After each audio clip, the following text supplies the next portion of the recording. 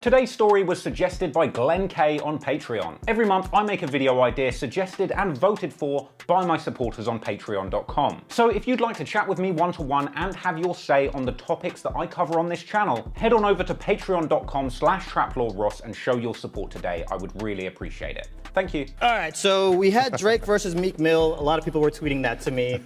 We kind of know the outcome of that, but if Drake and Kendrick Lamar got in a rap battle, who do you think would win? Got to go with Kendrick. I'm just saying.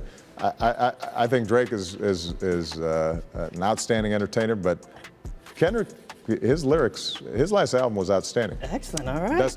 Best album, I think, last year. Barack Obama. Now there was a president the hip-hop community could be proud of. Whether or not you believe he was the best president in history, there's no doubt that he was the coolest president in history. And unlike most other presidents in history, throughout his premiership, Obama has dropped countless hip-hop references. In 2013, he came out to the White House Correspondents' Dinner to All I Do Is Win by DJ Khaled.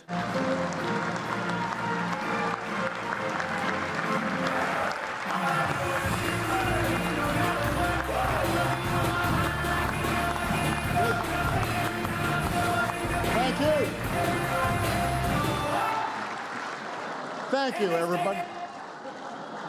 How do you like my new entrance music? Oh, we love it, Barry. He invited Lin-Manuel Miranda for an impromptu freestyle in the White House Rose Garden. I'm here with the president and my pops, and yo, the mic drops. How good is that? And of course, he famously called future President Kanye West a jackass after he interrupted Taylor Swift's award speech. The young lady seems like a perfectly nice person. She's getting her award. What's he doing up there? Why would he do that? He's a jackass.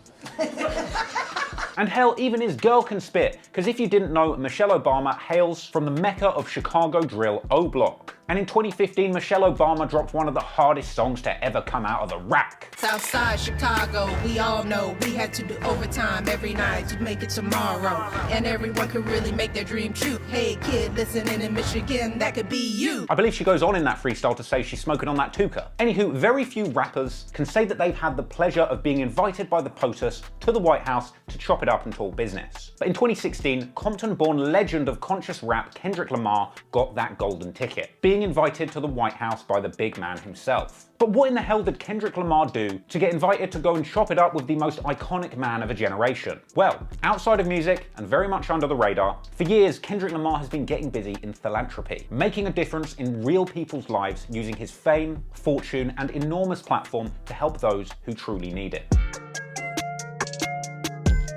Kendrick Lamar has been doing good through his music before he was even a household name. In 2011, not long after his early project Section 80, we saw Kendrick playing a charity concert for victimized women. But after blowing up big style in 2012 with his iconic project Good Kid, Mad City, Kendrick Lamar made sure to live up to his reputation as a good kid, using the money and resources he had gathered from his musical success to give back to that mad city that made him who he is. So after blowing up in 2013, Kendrick Lamar went on a giving spree as an attempt to pay his good fortune forward. Kendrick Lamar's done a lot of good in his community, some of which has not even necessarily made headlines. But one example is his high school, the Centennial Middle School in Compton, who were given $50,000 by Kendrick Lamar to improve their music facilities in December 2013. With Kendrick, after a meeting, apparently without notice, leaving a $50,000 check in the principal's office. That money was used by the school to establish string and jazz ensembles, buy dozens of new musical instruments and supplies, as well as funding a school trip to the San Francisco Musical Festival where the school's jazz band performed. And this inspired the next generation of musicians from the school. And one of those future Kendricks who deserves a mention is Jaron Wright, who after being encouraged by the newly funded school to get involved in their musical program, went on to receive a $32,000 scholarship to the University of Arkansas, becoming the first person in his family to go to university. When I was younger,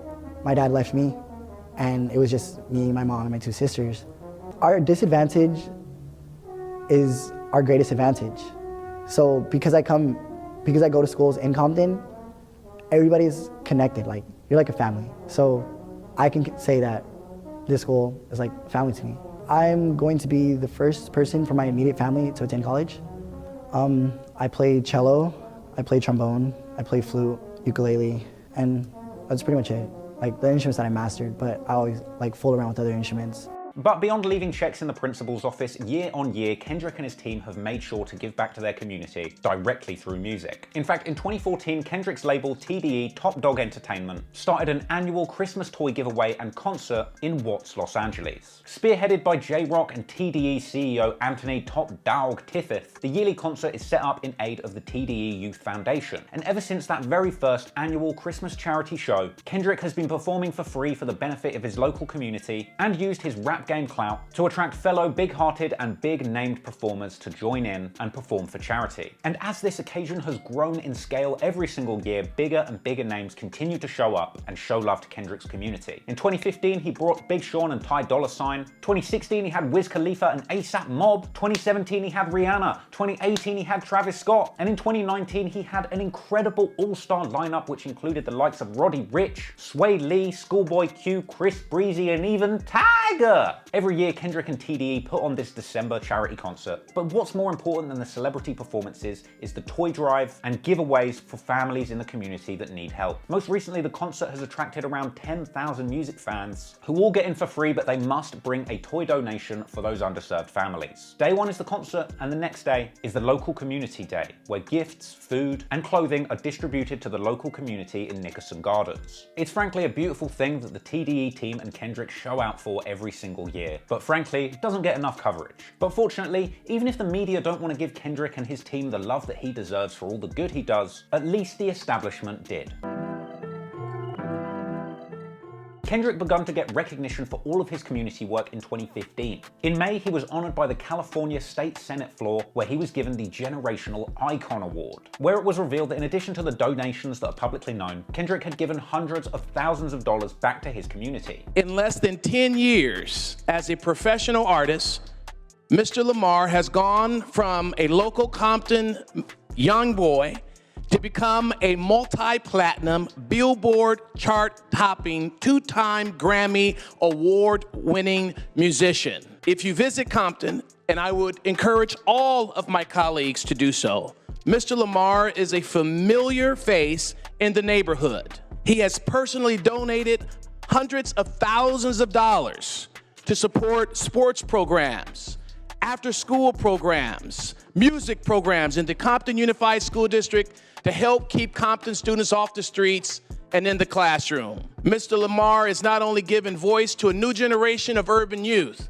he is demonstrating the best of what it means to work hard, do well, and give back to his community. Senators, it is indeed an honor and a privilege to award Mr. Kendrick Lamar the 35th Senate District's Generational Icon of Compton. Ladies and gentlemen, senators, please welcome Kendrick Lamar. Being from the city of Compton and knowing the parks that I played at and the neighborhoods, and I always thought of the opportunity, how great the opportunity would be to give back to my community off what I do in music. So in order to do that from a city all the way to a state standpoint, and had these young kids look at me as some type of inspiration, it's really an honor, and I thank you from the bottom of my heart for honoring me today. But that big W would pale in comparison to what was coming the next year, as in January 2016, Kendrick Lamar was invited by the White House by President Barack Obama to promote the My Brother's Keeper initiative, an initiative which promotes intervention by civic leaders in the lives of young men of color, with the My Brother's Keeper initiative aiming to be a call for action for municipal leaders to address persistent opportunity gaps for young men of color in an attempt to help them reach their true potential. Now, it made a lot of sense for Obama to invite Kendrick to the White House, because not only had he already been getting accolades for his charity work up until this point, but it turns out Obama was a big fan, having already co-signed Kendrick in 2015 after Michelle Obama revealed in a People magazine interview that Barack Obama's favorite song of 2015 was Kendrick's How Much a Dollar Cost. As well as that, in the same month as the Kendrick meeting, Obama stated in a YouTube interview that To Pimp a Butterfly was Album of the Year. His last album was outstanding. Excellent, all right. Best album, I think, last year. Now, not much info info is out there on exactly what went down between K-Dot and O-Dot that day, but according to an Obama senior advisor, apparently from the outset of the meeting, Obama had tried to comfort a seemingly nervous Kendrick by saying to him, "Can you believe that we're both sitting in this Oval Office?" Man, Obama's just the smoothest guy alive, isn't he? Later on, Kendrick revealed the specific topics that he had discussed with Obama, including the problems in the inner cities, embracing the youth, and how mentoring can save lives. And after this meeting with Obama, Top Dog Entertainment released a clip called Pay It Forward, which outlined Kendrick Lamar's involvement in the mentoring program. As a kid, having a mentor was vital to me. Always being there when it counted, allowed me to make some of the most important decisions while growing up. So it's only right that I mentor a younger person with the same wisdom that was given to me. And Kendrick went on to share images and private accounts of his discussions with Obama. I sat down with President Barack Obama and shared the same views. Topics concerning the inner cities, the problem, the solutions, and furthermore embracing the youth. Both being aware that mentoring saves lives. Well, frankly, in 2016, Kendrick was on a roll. The month after his visit with Barry O, Kendrick was given the key to the city of Compton, a key which would likely cause havoc if it fell into the hands of any bad-intentioned Crips. And having this key to the city, it's not just a representation or glorification that I have Compton. This is a representation of all of us. This is a representation of us opening more programs for these kids, opening more job opportunities. That's how I'm looking at it from my own plateau. Screw DJ Khaled, now that is what a major key looks like. And clearly, Barack Obama had taken a shine to young Kendrick, as later on that same year, they were reunited, with Obama inviting Kendrick to come and perform at a joint Independence Day party and his daughter's 18th birthday party, where he was seen once again shoulder to shoulder with the source haver in chief. And finally, in April 2017, Kendrick went even deeper, describing to Zane Lowe what he learned from that meeting with Obama, saying that what that meeting made him truly realize is that real change doesn't happen in a 4 or 8 year span. And I wonder what that left in you as a person, the chance to meet him, the chance to share thoughts with him and have ideas with him as the president at that moment in time. What you took from that experience? What I took from that experience was it's going to take more than just an 8-year idea or 4 years idea of change. I have to think further than this year or last year. Got to prep yourself for the next decade of what you're going to do that's going to result to changing the idea or the thoughts that we have consumed for so many years. So that's what Kendrick Lamar learned from Obama, and I think it's a really important lesson. Kendrick Lamar has been trying to make a difference in his community since 2011, before he had even blown up. And while it might have taken him 4 to 5 years to get the recognition that he really deserved for all of his great work, you just can never know how long it will take to bring about meaningful change. But the key is to keep trying and never stop using the blessings that you have been given to try and help others who need it most. If you work hard, good things will come to you. And eventually, when those good things come, it's your responsibility to pay it forward and provide blessings for other people who are struggling but still striving to make things better for themselves. Because it's clear from simple observation that Kendrick Lamar has never stopped trying to do good for the people in his orbit that need it the most. And nowhere is that clearer than in the case of Jennifer Phillips, a Kendrick Lamar fan who had been to every single Kendrick show in Dallas since he started performing. But unfortunately, in 2006, Jennifer had been made a quadriplegic in a tragic car accident. She was trying to crowdfund $20,000 for a new wheelchair-accessible van. Around about the point where her crowdfunder received around $4,000, the story began to pick up steam. And after Kendrick discovered what she was going through, he decided to reach out and purchase her the wheelchair-accessible van she needed outright, with her getting to go backstage at one of his shows, where Kendrick gave her a custom Mavericks jersey with his own name, Duckworth, on the back and a fresh autograph on the front, then going on to present her with more signed merch, which read as follows: "Thank you for always supporting me. You're an inspiration to me. You are strong and positive. You are kind and beautiful. For all the years of inspiring me, the least I can do is make sure that you're comfortable driving the city. A gift from me to you. You're always appreciated. K. Lamar." And Jennifer opened up about the experience of kind-hearted Kendrick on Instagram, saying the following: "I'm a huge Kendrick Lamar and TDE fan and supporter for years. I was a big fan of music and concerts before my injury. None of them have ever treated me like a stranger or charity case, and I didn't meet them just because I'm in a wheelchair. I never supported them for any of the benefits like this. Their music and shows were enough for me. But this is amazing, and I thank you from the bottom of my heart. Thank God for you, Kendrick." This story warms my heart, and frankly, I just think more people should know about it. The important thing here isn't that Kendrick was lucky enough to get to meet Obama. It was the great things that he had been doing in his life that got him that invite. Things he continues to do, even though not everyone is watching. And look, I know a lot of the stories that I and other creators make on violence and tragedy get a disproportionate amount of views. So if you've enjoyed this story, and if Kendrick's words, music, or actions have really resonated with you, I'd ask you to please like, comment, and share this video with someone who needs that inspiration. Because that's the only way that we're going to see more positive stories like this circulating in the hip-hop community. Thank you for watching, and peace out.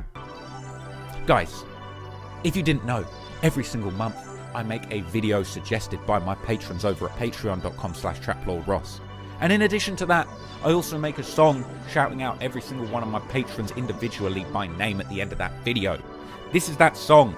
So if you enjoy it, if you want me to say your name next time, head on over to patreon.com/traplordross and show your support. It would mean the world to me, gang. Thank you.